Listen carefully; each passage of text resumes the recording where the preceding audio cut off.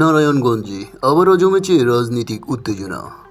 আজ বিকেলে সেখানে পৌঁছেছেন এনসিপির শীর্ষ নেতারা।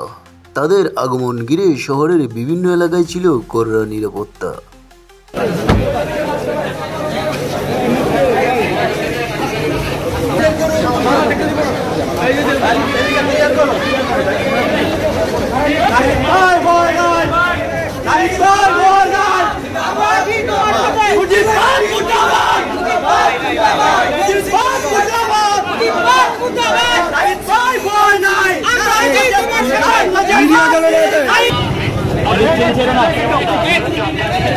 তবে স্থানীয় নেতাকর্মীরা দাবি করেছেন এটা শুধু একটি রাজনৈতিক সফর নয়, এটা হলো নতুন রাজনৈতিক বার্তা পৌঁছে দেওয়ার বড় পদক্ষেপ।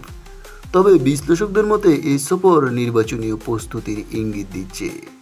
শেষ পর্যন্ত এনসিপি কতটা জনসমর্থন পায় তা সময়ই বলে দেবে। নিউজ বাংলা 29।